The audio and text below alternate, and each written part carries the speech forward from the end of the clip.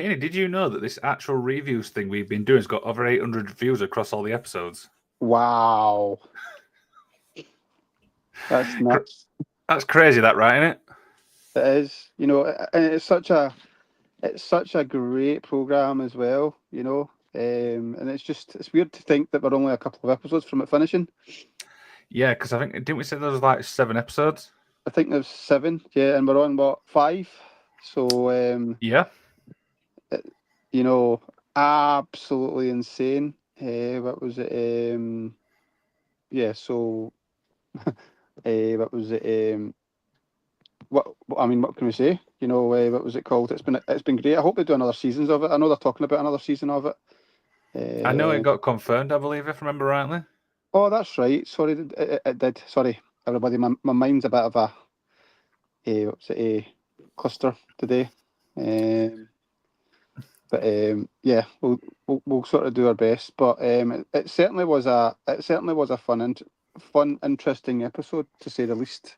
Yeah, of course, the common theme this week was obviously promos and stuff like that. We'll talk about the whole entire show and stuff like that. And then, of course, we've got later on the wrestling in Newcastle stuff. I'm excited, obviously, to find out, obviously, what you've learnt. But enough rambling on. Let's get into the intro.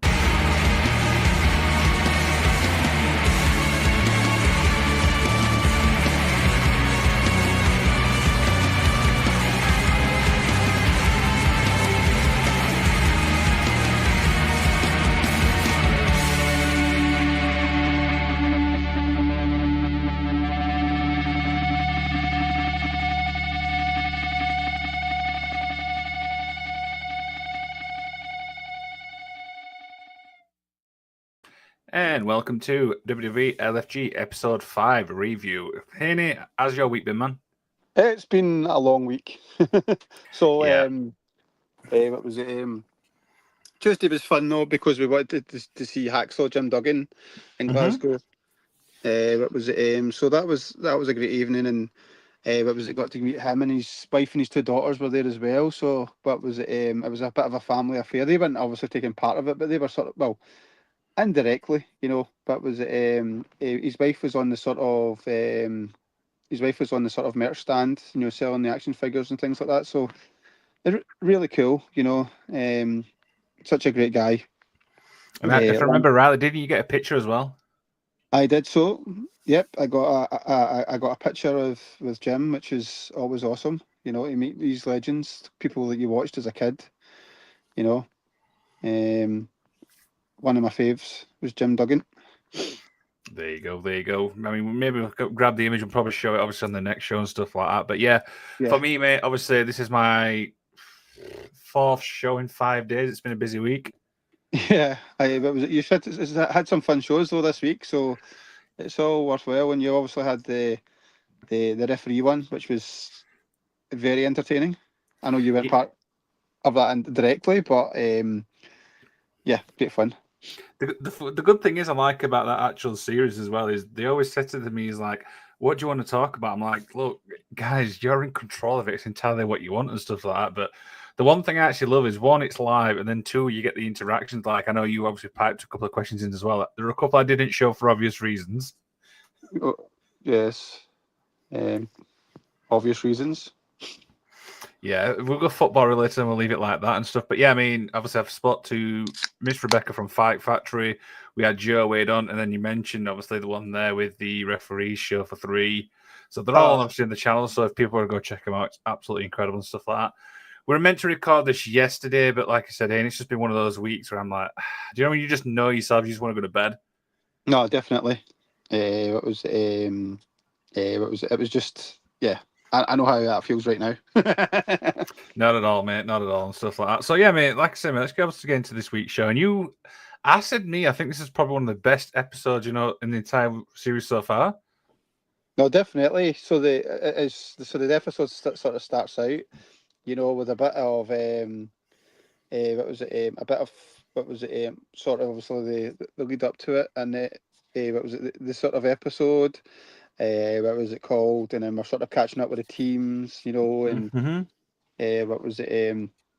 What was it? They're sort of what was it? What was interacting with like, the different teams and things like that. And it sort of starts off with Tatiana You know, she's quite emotional for some reason. What was it? And what was it? What was it? Pretty much. What was it? Bubba tells her to suck it up, Buttercup. And the thing is, I mean, we spoke about it last week and stuff like that. Bubba's still got that old school mentality and stuff like that, which I It's, know it adapts. Do you know what I mean and stuff? yeah, it's tough love, you know. And they all the what was it? This it's almost like it almost comes full circle, you know. There's nothing wrong with a bit of tough love, you know.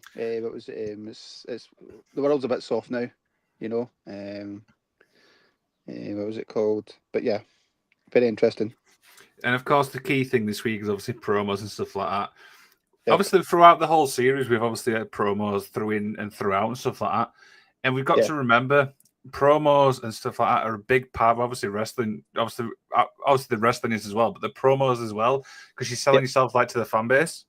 Yeah, no, definitely. And it started off with a straight off the bat, you know, obviously CM Punk came in, he does a bit of talking to him, and then what was it called?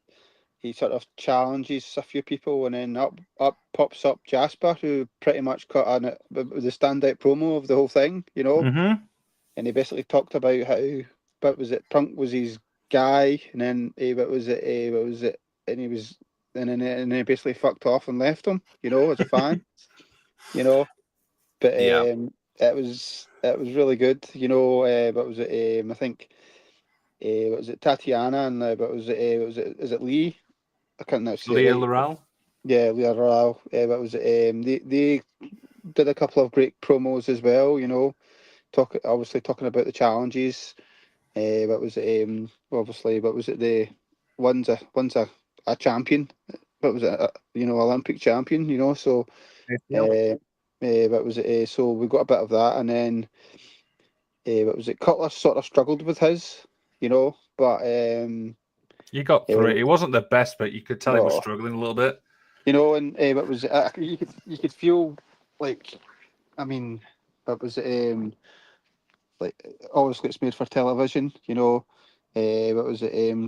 BJ obviously, what was it? Turns up and basically just rips everybody in the arsehole. I want you jumping gun a little bit, mate. I was want to talk about that thing before we get to that. Sorry, I said you're jumping the gun a little bit with BJ. I want to we'll talk about that after.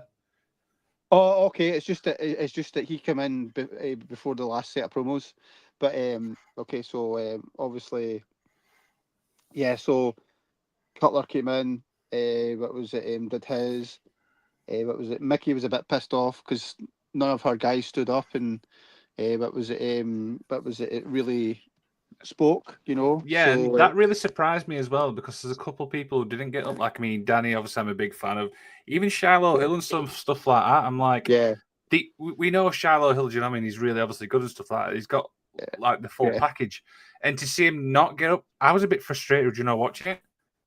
Yeah, there's a bit of gamemanship in there as well, isn't there? It was. I mean, you can't feel these things. Just sort of Jasper got up there, and but was it and did what he did, and then I think it put a few people off, you know, because there was a few people got up to do the promo initially, and Jasper took the mic. I think he took the mic out of Xena's hands, and then Xena never got up at all. No. You know, so what was it? So there was that sort of element to it. Yeah, then the thing is, I mean, Chris, is it Troy? I think it was. He obviously talked a big game, sat down, but again, he didn't get up. And I think, as you mentioned there, obviously Mickey was a little bit pissed. I was a bit pissed, obviously, watching as well, because it's like, you're talking a big game, but go and prove it. Do you know what I mean? Yeah, you know, exactly. You know, it was. It's you've got to get up there. You've got to be in it to win it. You know, and none of them did, which was really surprising. You know, and it was a bit. I think it was a bit of a big mistake not doing that. You know, what was what was it? Obviously, so just the thing we sort of like. Obviously, Jasper's was top drawer. You know, even Punk enjoyed that. What was it? And then I think they pointed out that Tatiana and Leah, they showed a bit of emotional depth in theirs, you know, talking about what experiences in life and things like that in their sort of promo. So that was really good, you know. But it was, as we say, Cutler didn't convince anybody with his, you know, and it drew a bit of criticism, you know. But it was, yeah, Yeah, let's obviously get the BJ thing out of the way and stuff like that, because that really took me really by surprise.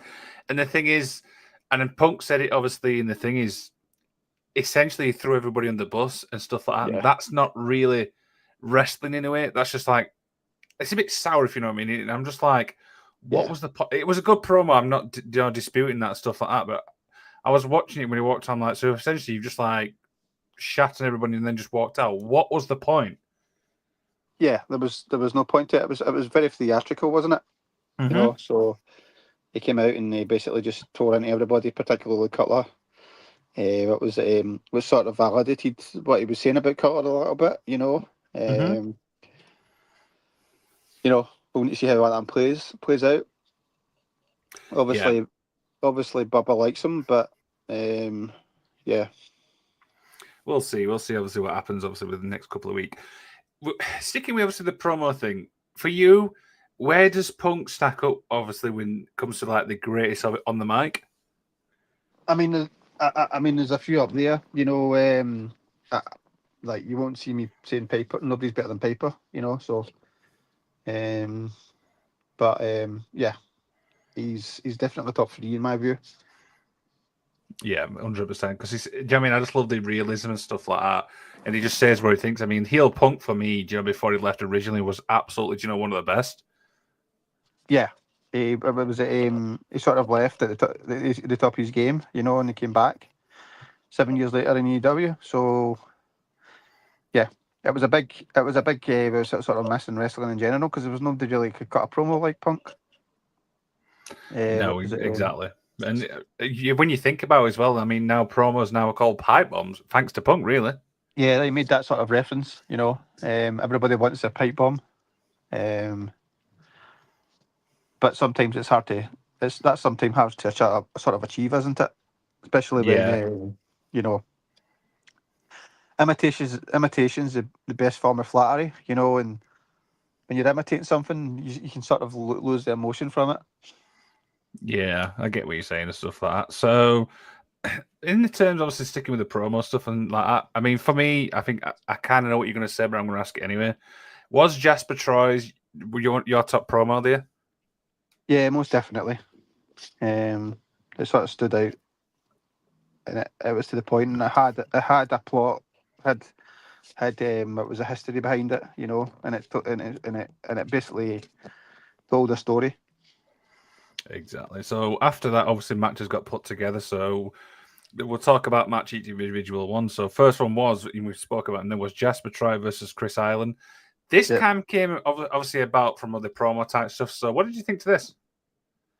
yeah, it was a bit. That was the one where, but was it Serena was part of, wasn't it? Yes, she was the manager. You know, and what was it? She got a bit of criticism because she stood up, you know, to the big guy, you know, which was like I don't know if they were sort of saying it was disrespectful or not. I think Without there's saying a it whole was like, disrespectful. backstory as to why, but I think that's something that obviously they'll learn, as they go on. Yeah, you know, definitely. But for me, I mean, I actually love this match in particular, obviously what was shown and stuff like I mean, I like the big massive powerhouses and stuff like that. And the thing what I noticed as well when Jasper came out, Joe with like the dreadlock hair thing, I thought that looked really good. Yeah, you know, he did a bit of what was it? What was it? Bit of an issue selling though with the leg. Yeah, that was really weird. Yeah, I'm glad you pointed that out because it's like he jumped up like a thing. And it was, but the thing is, they didn't pick it up. Sorry. The people didn't pick it up. Yeah, you know, I think that's part of wrestling that takes me out of it is not having that sort of element of selling the story, selling the match. You know, Yeah. um, it was you know, when you're flipping and diving and doing somersaults. To me, that's gymnastics. That's not wrestling. Yeah, it's really. But like I said, I mean, winner obviously was Jasper Troy via pin at 2 minutes 47 shown. Matches might go longer, but obviously when they get recorded and stuff like that, do you know what I mean? So Yeah. Booker T tells Chris that the best he's seen him do in the ring since they started and calls Jasper a monster. Bubba asks Serena why she stood up to Jasper, which is why you pointed it out then, and says they will go over why it's a wrong decision later. Chris is happy, and the legend finally saw that the legend finally saw him and stuff like that. But yeah, out of the 4 matches, I think that this was probably one of my absolute favourites. Yeah, definitely. This is the one that sort of stood out. Yeah, and of course, so the next one was Tyra May Steele, Team Taker versus Danny Sikalski for Team Mickey, which is a big fan of me. The one thing I like about Sikalski and stuff like that is you can tell she's a cheerleader and stuff like that, and I feel like her selling gets a little bit overlooked. Yeah, what was it? What was it called? Selling's a hard part, but especially I guess especially when you're taking bumps as well. Mm-hmm. People say wrestling's fake, but taking a bump's not easy. They're actually you're actually hurting yourself. No, exactly, and stuff like that. But the thing is, obviously with Tyra May as well, is there was that switch where she turned heel. But the only thing that frustrated me, and I picked it up, and I know obviously the legend did as well, is she was like she was showboating a lot more, if that makes sense. Instead of like making, you know where I'm coming from with that? No, definitely, and she sort of did the sort of roll up, but it was not the roll up, the sort of tight pulling sort of part with the pin, which is again, it's something that's what was it you don't see very often now. You see matches now, and even if you've got like a defined baby face or heel, you don't really get a defined a heel finish. In the sense that the cheat. There is cheating going on. But it's like the bloodline. When the bloodline story last year, you knew that the process. You knew that one of the Usos was going to get involved, or Sokoa was going to get involved, or Yeah. So what was it? Just 2 guys out there. What was it? Doing it and healing it up. Really good. Particularly the bumps as well. The bumps were really good. Yeah, so Tyra May still got the pin via 3:45 minutes. Obviously, that's shown. Punk is impressed that he's able to pick up who they are within the first few meets and see. And then Punk tells Tyra that they want to. So this is how it's written. So that they want he to be with the Olympic gold medalist. Taker says that they have things to work on, but tells them well done. Backstage, Tyra notes that she was told to forget everything she knew and do things that their way, and now Punk's wants to do what she already knew. So, is this like different like way people's thinking? It is pretty much. Punk's a sort of like, what was it? Like that's when you sort of look at the coaches, and there's a difference of generation as well there between Punk, Undertaker, and Bubba Ray. And then Mickey. He's in that sort of just after, but he was in and out. The last sort of old school generation. Mm-hmm. He was trained old school, but he was also new generation, and he's very much was one of the ones that set the mold about going against the grain. I think it was doing it for what, doing the sort of thing for yourself rather than everybody else. It's a difficult one to sort of task with, because obviously the background to doing it this way is obviously is in the past it was a bit different. You didn't just have a fixed income. You had to work. So to be able to work, you had to make sure that you got your own and you protected yourself. And you did everything. What was it to protect your job and your spot? Without having overstepping the mark. Whereas Punk came from that era where it was one and then the other. It already sort of started, but it's obviously in the Indies when he sort of started, it was still that sort of mentality of you got a cut of the gate, and all that's gone now. You get a fixed price now, and it doesn't matter whether you do a headlock or you do a stupid Canadian destroyer in a match. You get paid the same. No, exactly, and stuff like that. So the next match was Leah Laurel for Team Booker versus Tatiana Dumois for Team Bubba. I've got to be honest with you, as a fan, I didn't really like this match. I've got to be honest. Yeah, what was it? I sort of agree. It's a different, but was it? It was just sort of bog standard women match, wasn't it? You know. Yeah. But was it which we've got to be careful about. You don't want that now, especially when you've got such a what was it a men's roster that WWE's got. You need to be able to stand out and not just have these matches. You know, these sort of cookie cutter matches. I think was it Punk says it. No, it wasn't Tatiana. It was Lady says he felt she was being too reserved, as you sort of pointed out. You know, so and sort of holding back. You know, so. Yeah, so Punk tells Leah that she felt reserved and too shy and letting things out. He credits them both for working hard. Yep. You know, and what was it called? I'm sure. Yeah. Yeah. What was it? I mean, and then obviously Bubba sort of points out you need to leave any sort of shit that's going on in your head. But was it outside the ring? You know. But was it when you're out there performing, then anything that's going on in your life needs to just go. You know, because it can't. It can hold you back essentially. Yep, it can. So we've got one more match obviously to cover, which is Cutler James for Team Bubba versus Shiloh Hill for Team Taker. Now, bear in mind, this was obviously after, the incident where he obviously got the injury and stuff like that. And I've got to be honest, this was a really, really good match. And he also sold the fact that he got injured, if you remember. Yeah, he did. He did, which was really good. You know, and it was quite a scary injury as well. Mm-hmm. You know, I really like Shala. But was it? But I think, but was it? It was different. I think they put sort of but was it? Did one of the legends not sort of thrown off? See, they were sort of thrown off because both of them were sort of playing the sort of good guy, you know, in this match, you know, so that it didn't have the dynamic of a sort of heel versus babyface, you know. But was it? But I enjoyed it. It was a good match. It was and stuff like You know, a that. couple Now, of obviously, yep, good Cutler punches. James. You what? Sorry. A couple of good punches. Oh yeah, Cutler James battle, absolute brutal. Yeah. Of course, Cutler James got the pin on 3 minutes 26 and stuff like that.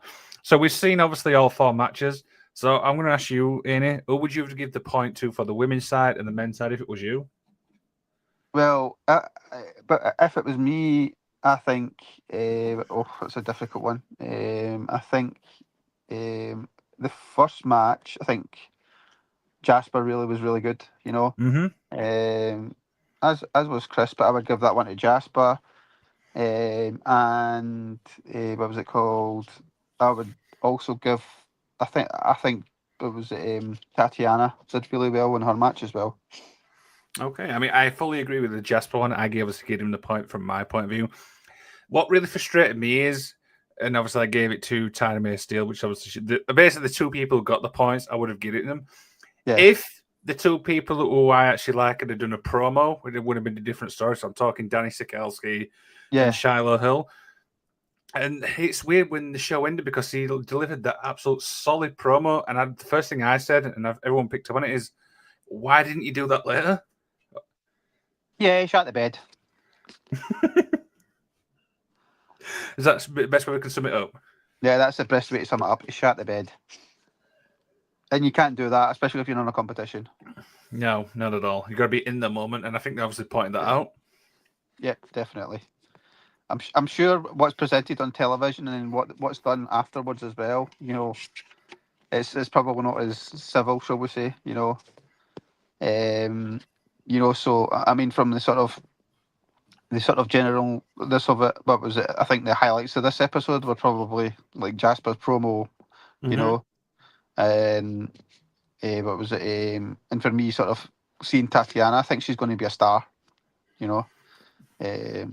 BJ one was the BJ thing was interesting, you know, because you can't you can't go like shitting on everybody and throwing people under the bus. You know? No, exactly. It's the wrong. The promo was solid, like I mentioned earlier. Do you know what I mean? I'm not denying that, but the thing was, it just seemed like so out of context. If that makes sense. Yep. You know, that's how problems start. You know, that's how problems start. Absolutely. So, anyway, obviously with 5 episodes in and stuff like that. I mean, like I said, I've got my pick for obviously for the women's side, but I think for me, Jasper Troy's still the one to watch. Yeah, definitely, 100%. I think he's the one that's going to, what was it, got the look and got the whole sort of thing. He's got that typical sort of WWE template, you know. Mm-hmm. Absolutely, absolutely. Fantastic. So episode 6, obviously, and it's tomorrow. We obviously record it like the Friday or the Saturday, so people get a chance to watch it and stuff like that. Now the key thing is now they've learnt promos, they've learnt absolutely everything. Next best thing now is in front of a crowd. Now that's your biggest audience. Let's be honest. Yeah, you've got to be able to sell. You've got to be able to sell to a crowd. If you can't sell to a crowd, then you're sort of, there's no point in being in the business really. No, absolutely. And we also saw a little bit of a botch here, so I'm curious to see what happens with that. What did you say? Sorry, I misheard that. Sorry, I said there was a botch if you saw the little video package at the end as well. Yeah, that's going to be interesting to see how they sort of react to that, you know, and deal with it, because that can be a confidence breaker as well, but also can both ways. It can, what was it? You can, the sort of promoter or the booker can lose confidence in you doing stuff like that. Mm-hmm. And of course, Tiffany said there, I think Shiloh should have won that match. I feel like if he did the promo thing, I think overall he could have got the point. Yeah, you can't like you can't. What was it? Shit the bed and then expect to win. You know, you've got to be exceptional. You know, what was it called? And certainly that's what he did. Absolutely. So the points are as follow. Let me just slide down to my notes where I can flip and find it. If it was me personally though, what was it? Even though going by what I've said, I wouldn't give Mickey James's team any points for not participating in the promos, because that was the significant purpose of the show for the episode. Yeah, but yeah, I have to agree and stuff like that. But of course, the scoreboard is as followed: Team Booker's out in lead with 4 points, Team Mickey with 2 points, Team Taker with 2, and Team Bubba with a 0. But there's got to be a double pointer somewhere. Yeah, I think they're going to throw a spanner in the works in the last episode. Absolutely, and stuff like that. So stay tuned, guys, obviously, for the episode 6 review. Like I said, we would normally shoot it around Friday or Saturday, just depends and stuff like that. And basically, what is it in? 27 minutes, we're back live? Yep. So, Definitely. yeah, cheers for watching, guys. So, yep.